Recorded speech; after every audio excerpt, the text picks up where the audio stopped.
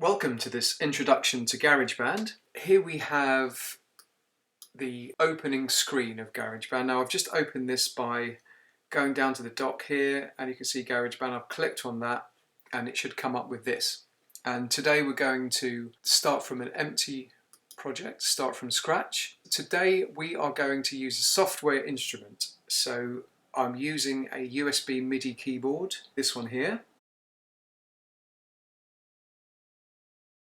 We're going to play into Garageband using this keyboard. I'm going to click on Software Instrument and Create.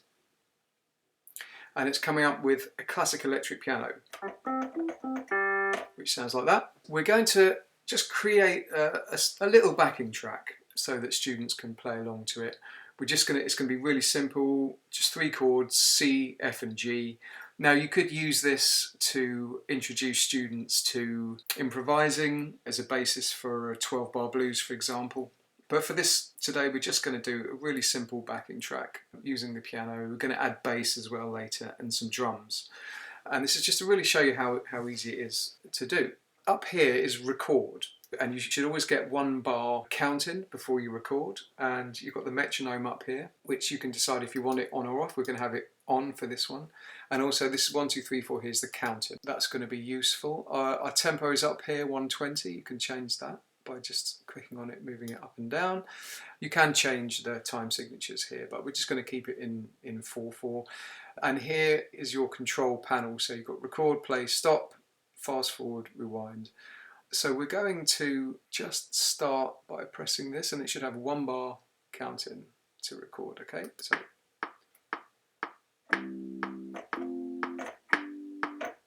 just doing chord 1, 4 and 5. Just going to do 4 bars of C, F, G, F. Here's an interesting function. If you would like to loop it, you can just click on this thing here and just drag it and you can see, let's have 8 bars. You can play it either by clicking here or by pressing spacebar. It's easy to press spacebar, so we'll press spacebar.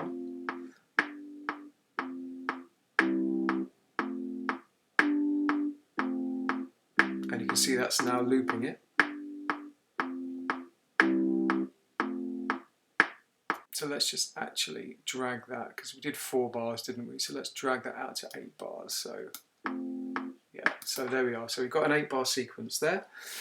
Now we're going to add a bass line to this. We click to the add up here and it will say what we want to. Now you can add, if you like, an audio. So if you were a bass player, you could play a bass guitar live in. But for this video, we're going to use another software instrument. I'm going to click on there, classic electric piano. It comes as the default setting. So up here on your left is all your sounds. So we're going to click on bass. We're going to have fingerstyle bass, which sounds like this. We're just going to play along. I'm going to take the cursor back and we're going to once again click on record and there'll be a 1 bar counting. Here we go.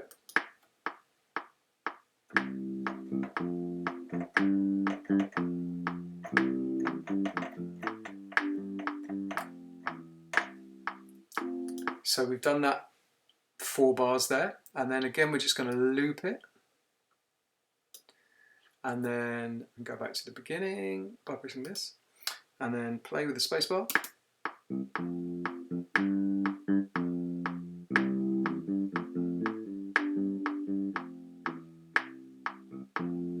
Now you can hear that that bass isn't quite in time. And I kind of did this purposely, not too purposely, but a little bit purposely. So you can see here, so what I did there was I just double clicked on the recording here. And you can see here, these are all MIDI. So you could, if you wanted to, you could change it. So if, for example, like that F there, if you accidentally played an F sharp, let's say you played that, you could drag it down to the correct pitch. You can see the pitches there on the left hand side. So these are the beats, 1, 2, 3, 4. You can see in some places, see that's slightly ahead of the beat, that's slightly ahead of the beat.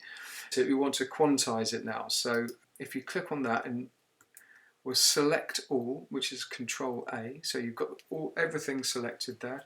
and then you want to quantize it here. So we'll do it to 1/16. So that just puts everything in time into 1/16. You can go up to 64.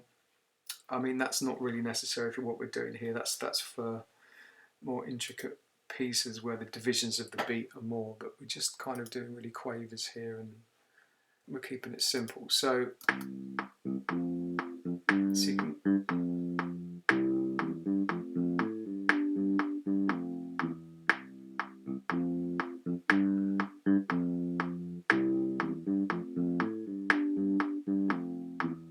so that's perfectly in tune now, perfectly in time even, and in tune.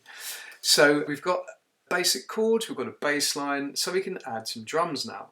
Click on Add, and Garageband has got this very cool feature. Well, it's like a sort of automatic drummer thing. So we'll click on the drummer, create, and it automatically creates for you a drum beat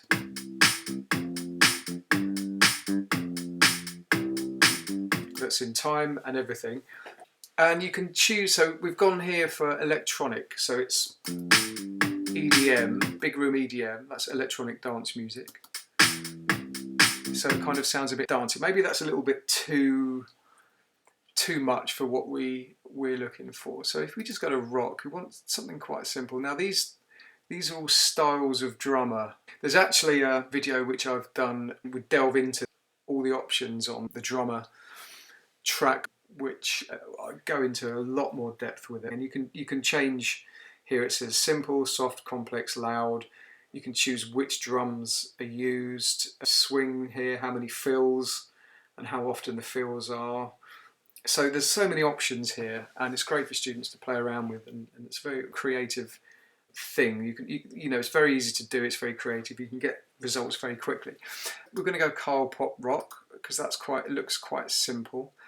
I mean, you can move this around. So if you see, if I move over here, simple, it makes the beat a lot simpler here. Likewise, complex, you'll probably see if we just do a little demo. So if I just do simple over here.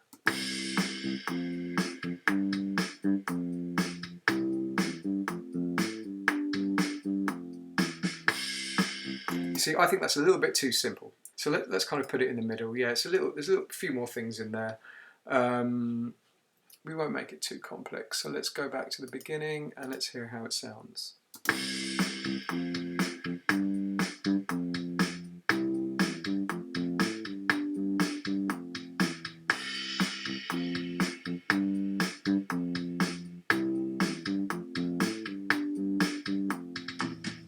Ideally, we'd like to end on beat 1 there, wouldn't we? Because it finishes on the chord 4, which is not ideal. So what we can do, we can just drag up here to beat 1. And the same with this, beat 1. Now, if you drag on the bottom, it does look like a loop, and that means you loop it. So let's extend it to beat 1. Everything's on beat 1 now.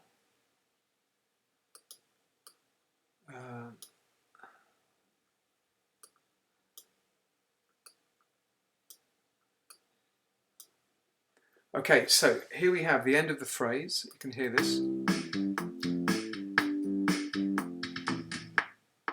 Okay, so we want it to end on beat 1 really, don't we? Because at the minute it's just ending right at the end of bar 8. So all we do is, you can see, it looks like a loop actually, that little thing there. You just drag it for 1 beat, because we're all quantized with the bass, and the keyboard was okay, wasn't it? It wasn't too out of time. So we just, can you see I'm going 1 beat there? So on the first beat of, so we finish on the first beat of beat 9. So let's just hear that. So yeah, that's a nice little 8-bar phrase with a ending on beat 9. And you can, of course, extend it to 16 bars, 32 bars, whatever you want to do. Once we have this little backing track, we'd like to, use it for practice, and we'd like to be able to share it. So all we do in this case, we go up here, and you can share it to iTunes, to a media browser of your choice, or to sound. You can automatically upload it. You can email it, which is very handy. Airdropping an email are very handy when you're in a lesson and you just finished it, and you can say to your student, okay, I'm just going to either email it to you or I'm just going to airdrop it to you, and then they'll have a good practice tool. But if we just, for now, you can share it to iTunes, you can export it. Let's just call it track practice. Click on share. So it's just bouncing it down, which means it's rendering it. And then it'll come up on your iTunes.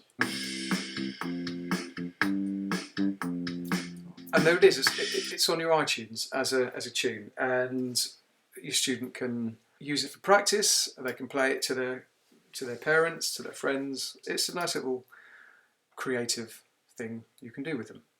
Thanks very much.